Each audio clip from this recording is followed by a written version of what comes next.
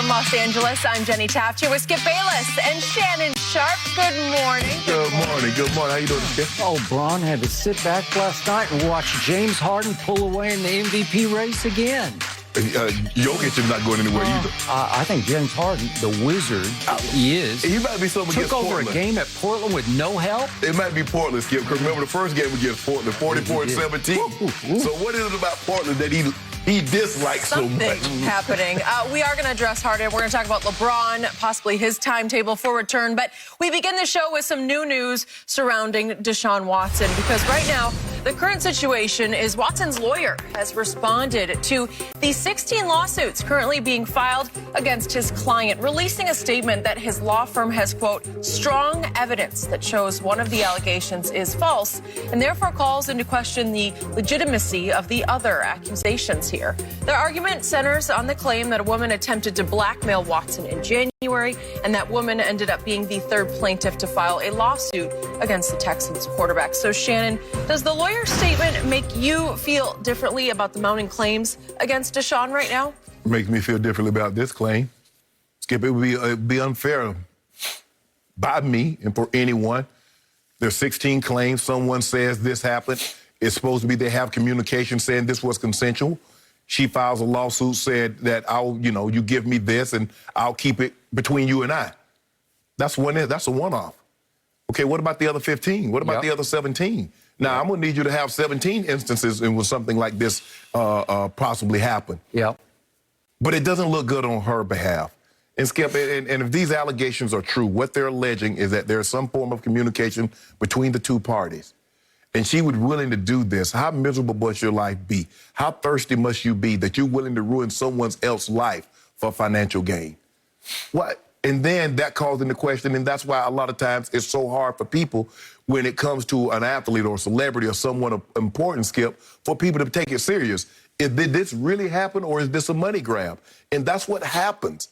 Now, I'm not willing to do that. Rusty Harden is a damn good attorney, and he will do his due diligence. And if there's something not on the up and up, he will find out about it. It will come out. But it's unfair to say because one person may have done something that's not on the up and up, that means the other 15 are also telling lies. Nah, Skip, I can't do that. It's not fair. I wouldn't do that. But I want to be fair to Deshaun in this situation. Man, for him to find himself in this, Skip, it's just the volume of it that makes you scratch your head. Skip, if it was just one or two, and this allegation came out, what supposedly is communication between the two, you sit back, you're like, okay, now I see. But Skip, is so many of them. How do we just brush that off and says, okay, everybody's doing this? Not that it might come out, Skip. This was, well, I was with Deshaun also, and so let me see what I can get. That might come out. That might all come out. But I'm not willing to do that at this point, to say everybody is lying because one person could potentially be lying. Now, in this situation, Skip, in a court of law, if you go in there and you lie, and it's proven that you lie, the judge will instruct the jury anything that person said after that couldn't be construed as a lie. But because it's just her, now she has a credibility issue moving forward, not the other 15 or 16 or however many other cases have been filed. So that's where I am on that. If these allegations are true, this is just terrible on her behalf. Okay.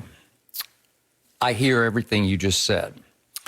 Before I launch, big picture, the trial by public opinion has commenced. Yes.